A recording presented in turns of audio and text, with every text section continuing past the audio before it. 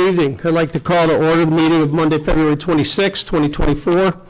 I ask all who have not signed in to please do so. Please turn off all cell phones and other electronic devices, and please conduct any private conversations in the hallway or outside. This meeting room is equipped with an inductive loop hearing assistance system.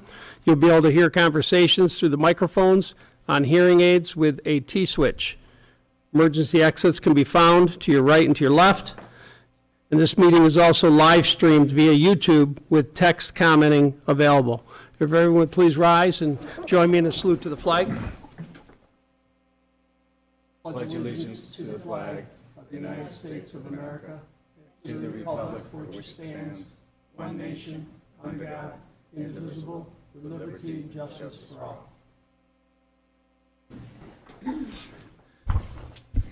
Just a couple of brief announcements. I need to declare Supervisor Marin and Councilman Guinan necessarily absent this evening. Also, we have 7 employees celebrating birthdays in the month of March, and I will read those. We've got Wilma Townsend on the 6th, Dave Krenzer on the 11th, Victor Gasper on the 16th, Gary Miller on the 17th, Mike Van Aken on the 18th, Babette Huber the 22nd of March, and Rick McGrain on the 29th of March. So we'll have a busy month of March celebrating those birthdays. Also, the annual Years of Service Recognition Program will be held here in the main meeting room on Thursday, the 29th, this week from 12 to 2. And I think folks have signed up, and if you can stop by, council folks can stop by, that'd be great. First part of our meeting tonight, we have a public hearing, and I'll ask Karen if she would please read the public hearing notice. Notice of public hearing, proposed local laws to amend Chapter 175 storm drainage and Chapter 184 subdivision of land, scheduled for the 26th day of February at 7 p.m. in the Victor Town Hall, was posted in the Daily Messenger newspaper on February 16th, 2024, and also posted on the signboard of the Town Hall and our website. Please take notice the Victor Town Board Planning has identified the need to amend a proposed local law amending Chapter 175 to list the Stormwater Program Manager as enforcement officer for stormwater-related concerns instead of project coordinator, and to amend Chapter 184 to reflect the new policy of the town collecting the 4% construction inspection fee separate from the letter of credit. The draft local laws have been submitted for the town board's review and are on file with the town clerk. Thank you. At this time, I would open it up to the public if anybody has anything to say for or against this. You want to come up and talk a little bit about it, Keith? Just give us a little overview of what we're voting on or what the hearing's about. Good evening, everybody. Keith Maynard, project manager for the town of Victor. So yeah, there's 2 code amendments. The first one is for the stormwater code, and that's when we had no stormwater program manager for a period of time in 2018, they made the project coordinator in several places in the code so that they can enforce things. And then, quite frankly, we just never changed it back. So I was reviewing the code for something else a couple months ago and realized we had to do that. So all we're doing there is everywhere where it said project coordinator, we're just changing it to stormwater program manager. And then for the other one, the way we used to do it is with the letter of credit, we would collect, as part of the letter of credit, we would collect a 4% construction inspection fee. And then Labella, on our behalf, was inspecting the sites. So then they would bill us for their inspector's time, and then we would in turn back bill the developer. In the spring of 2022, when you guys approved hiring us a construction inspector in-house, part of that was once we had the construction inspector, we would then collect the 4% separate from the letter of credit in a check paid to the town of Victor. So in October of 23, we finally hired a construction inspector. So at that point, we changed the design and construction standards. You guys voted on that in December, and now we're changing the code to match that. So again, we will be collecting the 4% construction inspection fee, and in the memo I put together, we break it down into 50% of it comes up front when we accept the letter of credit. The next 25% of that 4% we collect at the first building permit, and then the last 25% we collect when we close out the letter of credit. So I don't know if you guys have questions. Very good. Okay, thank you.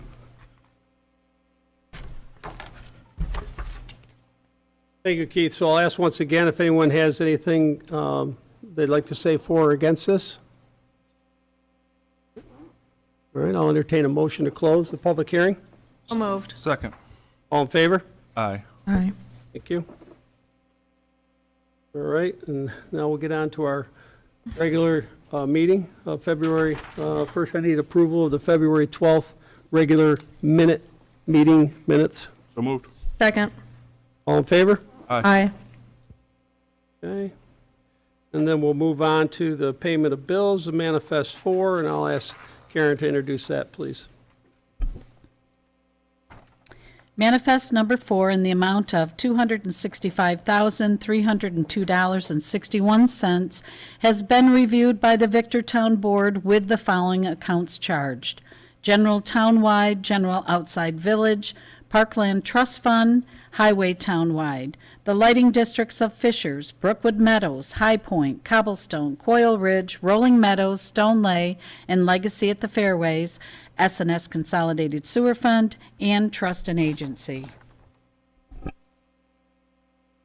As you can see up on the screen, we try to put up items that are in the range or exceed $5,000, and you can see our contribution to Boughton Park of $48,000 and some change. Cargill Salt, LaBelle Associates, Barr and Associates, so that's our audit installment. RG&E for February. Springbrook Software, Van Bortle for the new vehicle for Parks and Rec, and then our contribution for 23 and 24 for the LDC. The total of the above-mentioned expenditures is $206,127.52.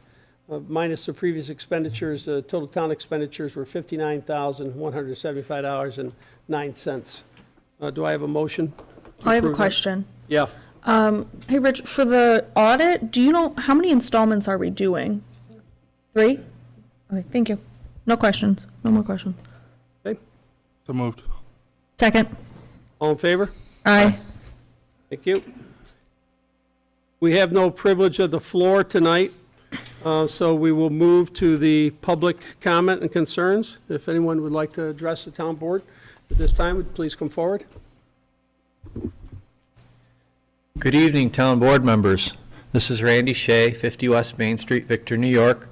Last meeting I came and partially because I think I protested the 3-minute rule more than one time. If you look around, you can see there isn't very many people here, and I've had more than one person from the town board say, why aren't there more people coming to the meetings? I think maybe because you plan it that way. The 3-minute rule should not come into play unless there's maybe 20 people or 30 people in the room. You can make a motion at the time to put that into place, say, since we see a large number of people, we're going to limit to 3 minutes. But I have a lot more than 3 minutes of things that I want to say usually.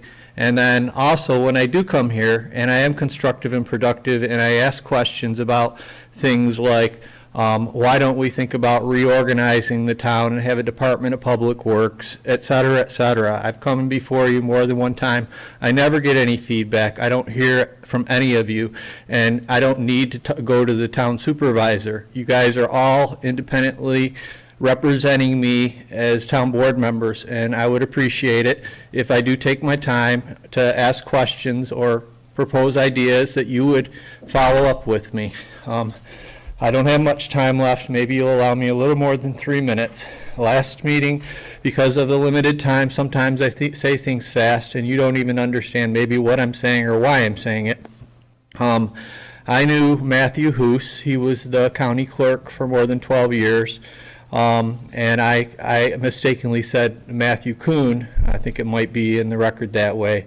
You don't have to amend the minutes. I'm here to amend it. But I referred to it as a tribunal-style witch hunt. What happened to him just before they found him dead about a week later is that the Board of Supervisor at the county level decided to, because he was behind on some things, they said vote of no confidence.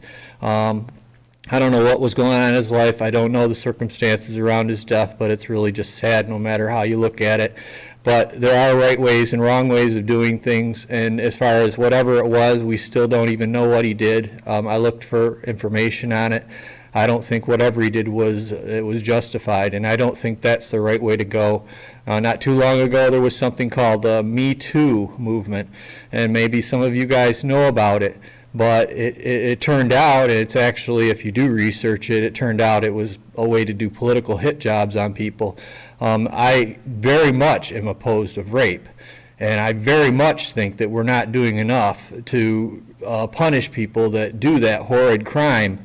But I also believe in due process under the law. And if you just get a mob of people together and just say, you know, this person did it, see, there's 5 people that say that he did, so he must have, that person's already guilty until proven innocent in the courtroom of public opinion. And more times than not, where back when I was growing up, or I learned about Martin Luther King and the Kennedys and how they were assassinated, now we have character assassinations going on at every level of the government. And I know politics can get dirty, but I don't like to see that at this level of government or the county level. So I thought it would be nice and appropriate, though, because the Senate did put out a resolution. Mr. Shea, I'm sorry, but your 3 minutes are up. I don't know if Deputy Supervisor Condon wanted to let you go over, but. Oh, you got a couple more minutes, Randy. Thank you for letting me know. I thought I'd probably go over. I'm sorry. This is from M. of A. Gallahan. It's Assembly Resolution number 141, celebrating the life and legacy of Matthew Hoos, Ontario County Clerk, devoted family man, and distinguished member of his community. Whereas there are certain outstanding members of our community who, through their selfless commitment and dedication, have served to better the quality of life in our community and have had a measurable positive impact on the lives of its residents. Matthew Hoos was one such individual.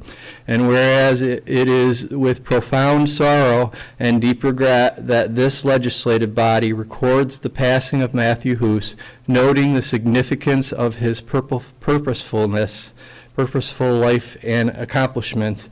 And Matthew James Hoos of Ontario County, New York, died on Tuesday, February 21st, 2023, at the age of 54.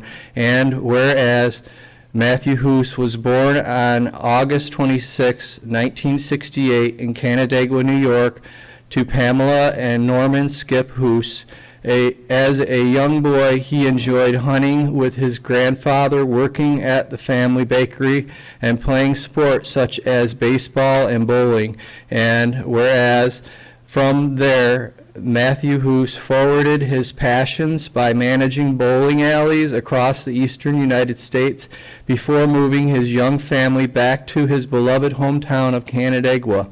And whereas, following in his grandfather's footsteps, Matthew Hoos went on to become Ontario County Clerk in 2012, a position to which he aspired for most of his life. He was also an active member of the New York State Association of County Clerks. And whereas, in addition to his civic duties, Matthew Hoos maintained his dedication to being a supportive and encouraging figure in his children's lives. He involved himself with anything from coaching t-ball to building sets for school musicals to being his family's eager chauffeur through all of their adventures. Thank you for giving me some time. It's almost over. Whereas in his free time, Matthew Hoos shared his love for cooking by sneaking tastes of his homemade pasta sauce and hosting the family barbecue while he grilled or smoked meat that even his vegetarian daughter could be proud of.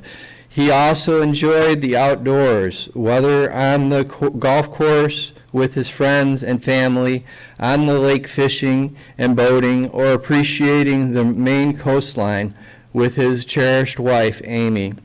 And whereas Matthew Hoos was a passionate man, happiest when surrounded by those he loved, he will remain in the hearts of those who continue to love and remember him. And in addition to his parents, Matthew Hoos is survived by, et cetera, et cetera. I'll leave it at that, but you can look it up. I would like it to be put into the record that I read this, and if you need a copy of this, I'll hand it to the clerk. Thank you for your time. Thanks, Randy. Any other comments? All right, let's move on. There's reports in your packet from town officials, Highway, IT, Parks and Rec. And if anybody needs a report on anything that they're working on at the present time? The only thing I would add for the Parks and Rec CAC is June 29th for the dog park ceremony, so if we could add that to our calendars, it'd be a... June 29th? June 29th, yep, and then the formal flyer and the full details will be coming out hopefully in the near future. As long as you're on the Parks and Rec, I was talking to Gary Haddon and the committee a little bit. They are looking for a junior in high school who might want to serve a 2-year term. So I asked them to reach out to Sue Utz at DECA. You know, Key Club used to be really active, and I think DECA has kind of taken that over. And I think they could find somebody, you know, it's kind of a political position, you know, and I think it would be good for somebody like that. So I reached out to Gary and told him to contact Sue Utz. Anything else? All right, let's move on to the business part, resolutions. Let's do the walk-in one first, and then we'll get on to our numbered ones. The walk-in one, I forgot to ask Susie, was anybody online that wanted to comment? Thanks. The walk-in resolution, this is the authorization to purchase the 2024 F-250 for the Parks and Rec. They're going to piggyback on the Onondaga bid. So moved. Second. All in favor? Aye. Okay, thank you. Resolution number 1, this is the authorization for the supervisor to sign an amendment to the DOT for the snow and ice contract for the adjustments for the 23-24 season. So moved. Second. All in favor? Aye. Thank you. Resolution number 2, authorization for the purchase of the 2024 Silverado 1500 off New York State bid award number 23166 contract. Declare the 2019 F-150 surplus. Mark, when will that F-150 go to auction? I'm probably going in April when they have the auction. Yep. Okay. So, All right, we've been doing real well on those, so yeah, we have. clean it up, spruce it up, right? Yep, we will, All for right. sure. Sounds good. So moved. Second. All in favor? Aye. Aye. Resolution number 3, purchase of the 2024 Hammer roll-off from Sourcewell contract and declare the 2001 Whacker roller surplus. So moved. Second. All in favor? Aye. Aye. Resolution number 4, this is the purchase of the 2024 Silverado 2500 off the New York State bid 23166. So moved. Second. All in favor? Aye. Resolution number 5, Kelly Kabinski is going to be going to the clerk's office full-time, taking a vacancy. This is a resolution, or to the court. This is going to be a resolution for her to be a clerk for the courts. So So moved. Second. All in favor? Aye. Aye. Resolution number 6. Who can help me with the pronunciation? Kuznetsov. All right, Alla, Community Choir Accompanist. This is one of our Parks and Rec contracts. So moved. Second. All in favor? Aye. Resolution number 7 is the request for liability insurance waiver, which we grant uniformly when we hire someone for Parks and Rec. So moved. moved. Second. All in favor? Aye. Resolution number 8, The authorization for the purchase of steel edging and stakes for the dog park at Harlan Fisher's Park. We got a couple of bids there. We're taking the lower bid. So moved. Second. All in favor? Aye. Resolution number 9. This is a resolution after our public hearing. Keith did a very good job explaining the semantics of changing some of the wording in the code, keeping things consistent and current and up to date. So moved. Second. All in favor? Aye. Roll call. Okay? Deputy Supervisor Condon. Yay. Councilmember Cusimano. Yes. Councilmember Okra. Yes. All right, and Resolution 10 is also the proposed law change amending the 184 subdivision of land. And this is also a roll call, I assume? So do we have to take a motion first? So moved. Second. Motion, second, good. Deputy Supervisor Condon. Yes? Councilmember Cusimano. Yes. Councilmember Okra. Aye. Very good. Resolution number 11 is our amended fee schedule. I think this is really important. I talked to Drew about this earlier. You know, it's important that we continue to, to have these fees and to make sure that we keep things on the up and up and making sure that people understand that they need to request and ask for permission for certain things. So moved. Second. All in favor? Aye. Aye. Thank you. Resolution number 12, this is a letter of credit for the Anton Valley subdivision. This is the final release, number 7. So moved. Second. All in favor? Aye. Aye. All right. And the Anton Valley subdivision dedication and acceptance of the maintenance bond. And I believe, is this roll call or not? No. Okay. So, 2-year maintenance. 2-year maintenance agreement with this resolution. So moved. Second. All in favor? Aye. Aye. Thank you. And resolution number 14, this is to amend the 2023 budget to include associated revenue and expense items for the ARPA expenditures, keeping good track of that. And we did a nice job with that. I think Rich worked real hard with that. So moved. Second. All in favor? Aye. Aye. Okay. And resolution number 15. This is a finance budget transfer, operating funds. So moved. Second. All in favor? Aye. Very good. All right, and we'll open it up for public comment one more time. Yeah? Oh, I just have one thing. What day was it? The 28th is when Congressman Tenney's gonna be coming to the Highway Department to do presentation. I've got to follow up with them on a time, but I sent everybody just to save the date, and I should have a time from them sometime tomorrow. Okay? Beautiful. Yeah, we're looking forward to that. Anything else for the good of the order? I'll entertain a motion to adjourn. So moved. Second. All in favor? Aye. Aye. Have a good night. Thanks for coming. Well done.